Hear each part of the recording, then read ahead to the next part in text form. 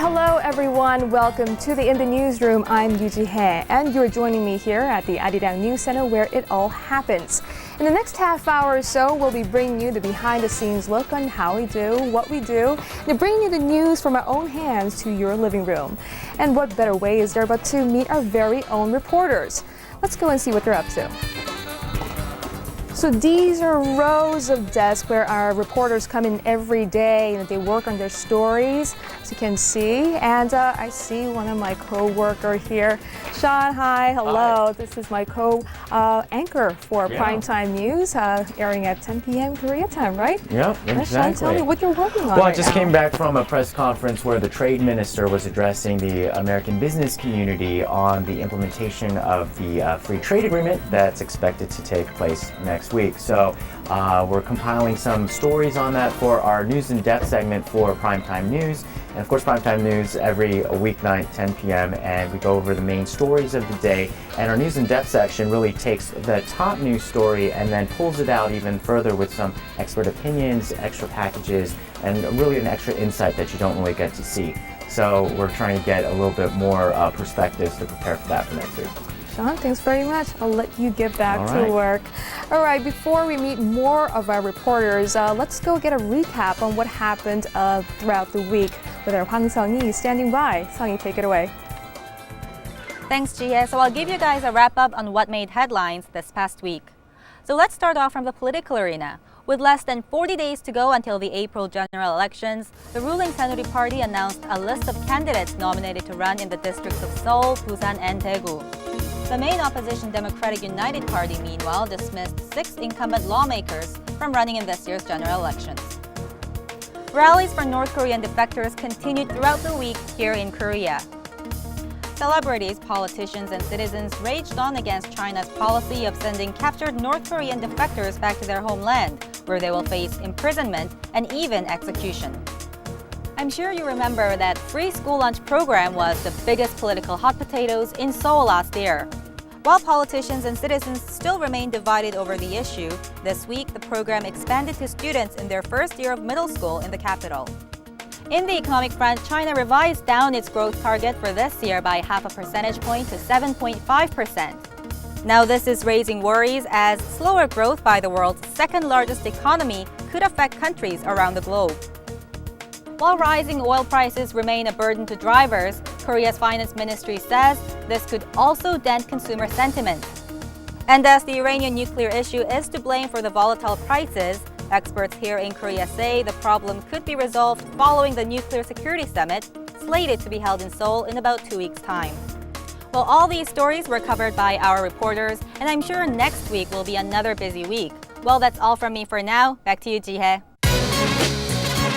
Hi guys, a bit late, sorry. Yeah, let's go straight to our top stories this week.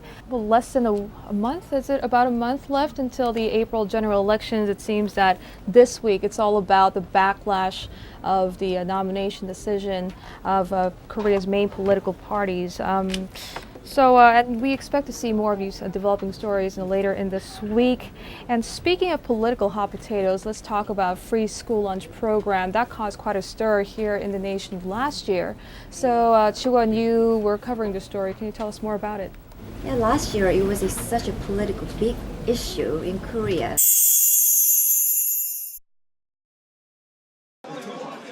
It is lunchtime at a middle school in Seoul. Students are having their school meals, but some of them are enjoying free lunches. First-year students of every middle school in Seoul are now being provided with free meals starting this Monday. Since the resignation of then Seoul Mayor Oh Se-hoon last August, after failing on a referendum to end free school meals for all elementary and middle schools, Seoul is pushing ahead to expand social welfare policies, including the free lunch program. Seoul City plans to expand the free school meal program up to second-grade middle school students starting next year, and by 2014, every elementary and middle school in Seoul is expected to join the program. The expansion of the free meal program is not only limited to the city of Seoul. Other municipalities are also planning to expand their free meal programs. Nevertheless, securing enough money for the expansion of the program remains an issue. Park Ji-won, Arirang News. Said you were talking to the people on the streets and there were some mixed opinions about this. I mean, if I were a parent and I don't have any kids, if I have to pay more taxes to feed these other students, some of them could be rich and they're well off and they don't need free money. So what were some of the parents' reactions like? So I think this issue boils down to the issue of welfare in Korea. Like since the Asian financial crisis in the middle of 1990s, this income inequality have been widened, and some people argue that we have to have more welfare policies. And in Korea, we know our welfare policies are not that strong compared to other European countries. But what is tagging to this expansion of welfare state is the raise in their taxes. So, well, some people say it is our right to free education. So, as a country should be responsible for providing all the meals despite of their income levels. And some people say we should go selective and only the students from low-income families should be provided with this free meals. So like you said, Siwon, it's a tension that prevails throughout the nation. It's still ongoing. I guess we'll have to wait and see. Right. And more on tax, high tax. And is it just me who thinks driving is fast becoming a luxury these days? Oh my goodness, the pumps are really hurting our pockets, aren't they? Yeah, I think it makes all of us. I mean, for all the drivers in Seoul, I bet they're gonna cringe every time they go fill up their gases, right? Should I or should I not drive anymore? Oh my goodness.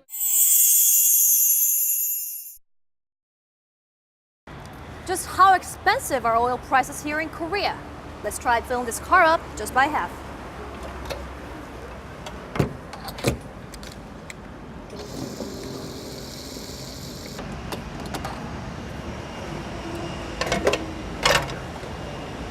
Although this car uses diesel, which is slightly cheaper than petroleum, it costs nearly $70 just filling the car by half. With the gas price hitting nearly $2 a liter, it easily tops $100 to fill up a mid-sized gasoline vehicle. Drivers say it's not the soaring global oil prices that sways Korea's oil prices.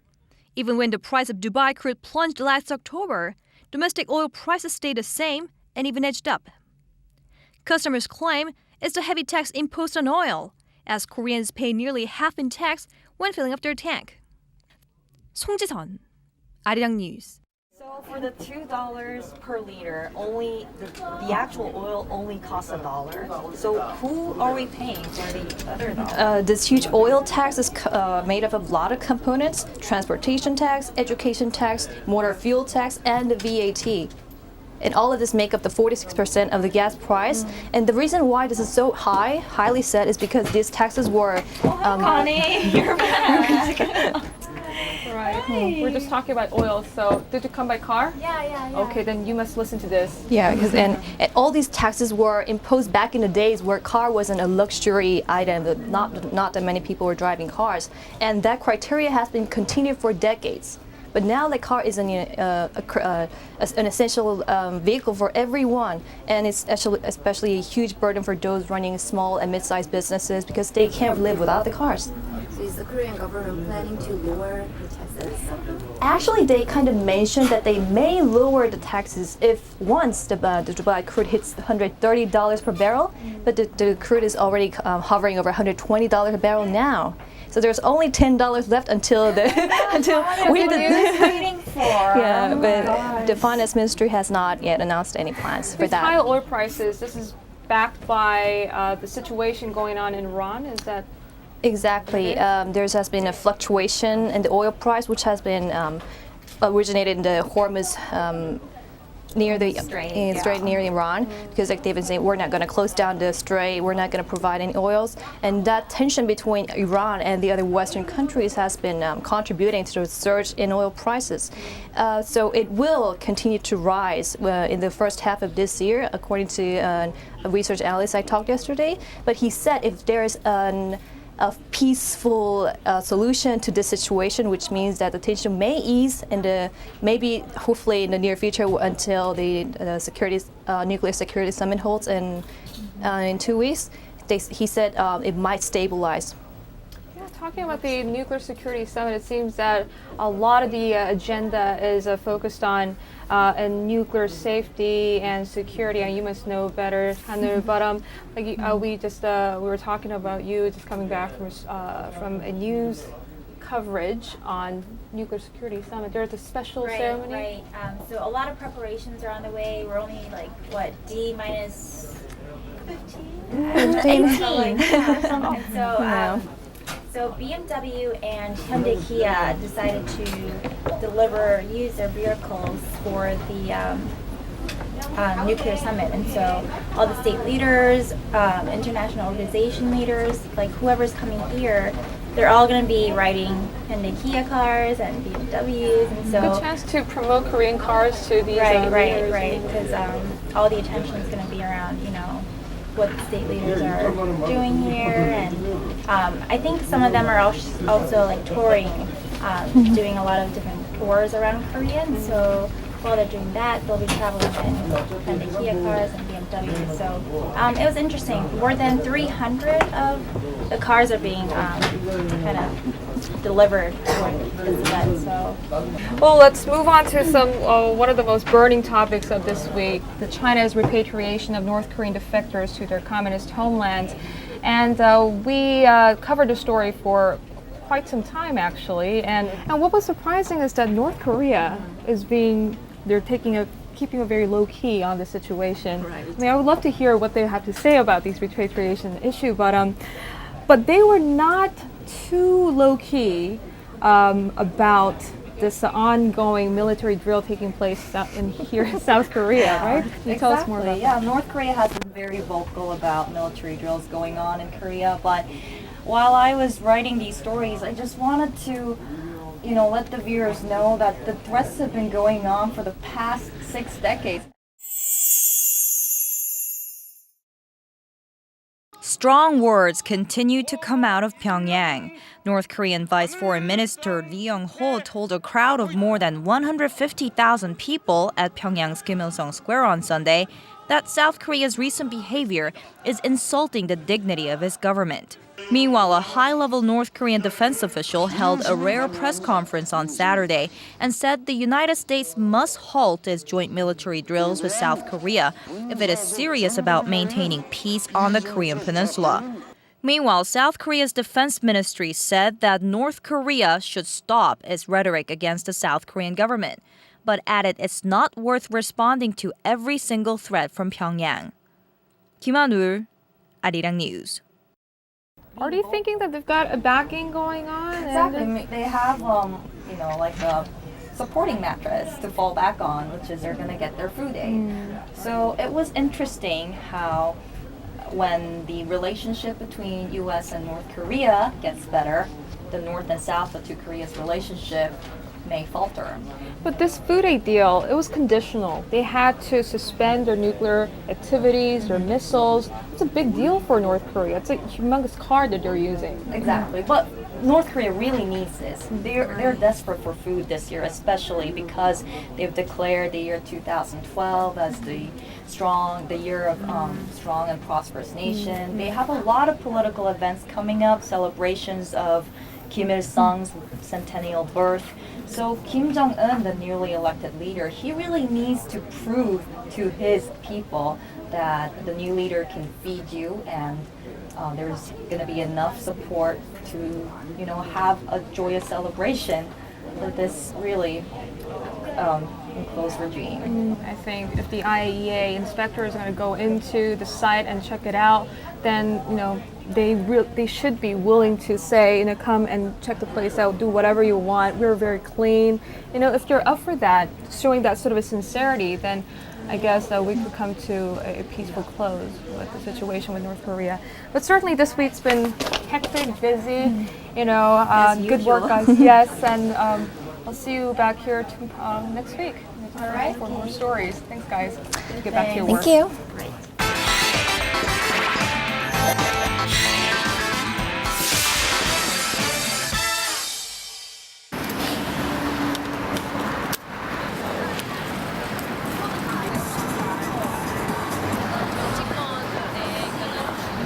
Hello, my name is Laah Hyun-kyung. I'm Arirang's National Assembly Correspondent.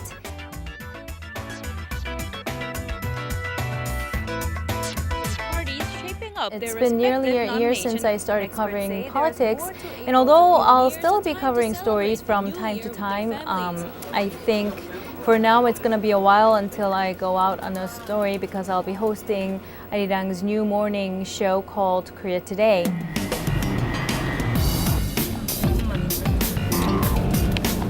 So today is basically my last day to cover stories regarding the National Assembly news. And I'm going to be talking about why the people in their 20s, 30s, and 40s here in Korea are turning their eyes to politics basically ahead of the April's general elections. You have to ask like about 10 people to get maybe 1 or 2 if you're lucky. So, and especially a cold day like this, it's very hard. But I guess I'm going to just try to do my best.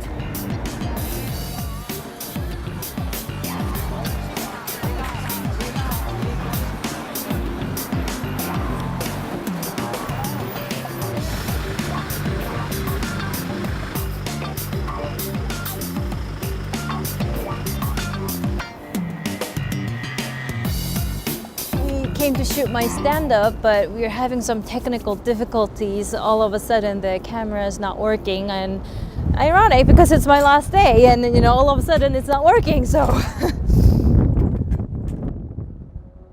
minds of the 2040 generation will be crucial to both.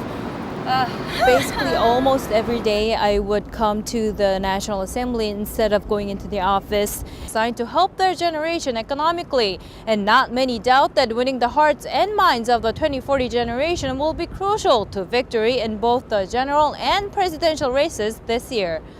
Laah Hyun-kyung, Arirang News. Laah Hyun-kyung, Arirang News. 감사합니다. I don't know, it feels weird. I'm gonna miss this place a lot because it feels like home.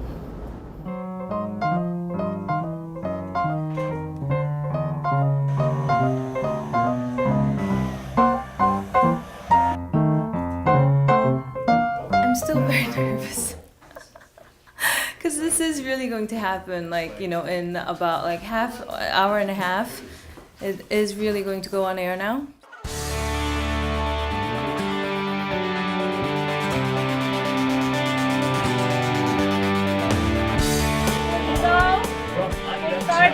Is Korea Today. And it's Monday, March 5th, 2012, and welcome to a brand new edition of Korea Today, Arirang TV's premier morning program. I'm Young Kim.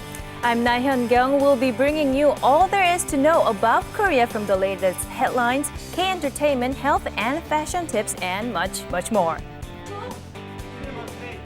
Morning program. I'm Young Kim. My strength is gonna be about domestic news because I've been following the news. I've been going out on the stories and what's happening in Korea. So I think that's gonna be my strongest point to deliver the news, the local news, to the viewers around the world. For our viewers tuning into Korea Today, I'll try my best to deliver all the hot news and the fashion tips, health, and everything else. So I'll keep up the good work. Please keep watching, and also don't forget to watch in the newsroom, where I'll also be in the show, right? So check that out too.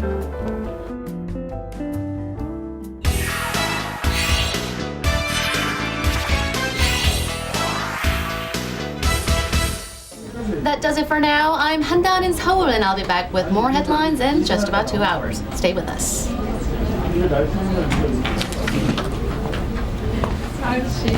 Oh my God, 선배.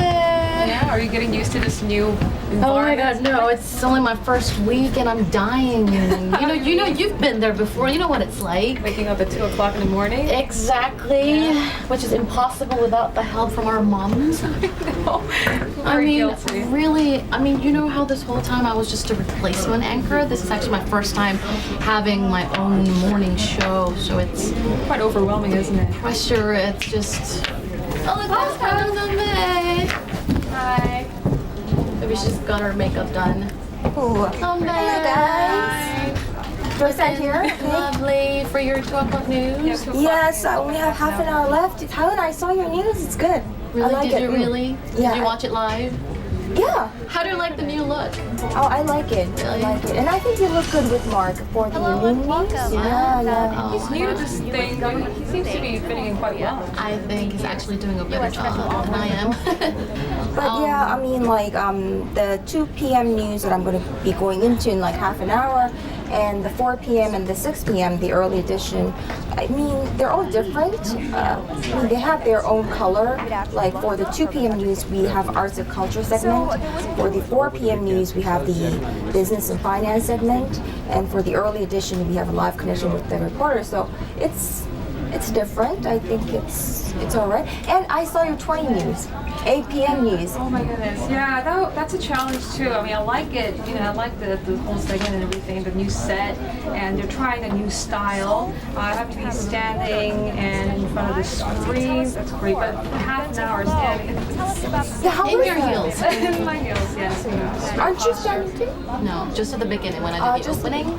How is it standing for half an hour doing the news? Since we were working under pressure and there's this whole high nerves going on, but I didn't quite notice. But then after I'm done with the news, that's when the fatigue sinks in.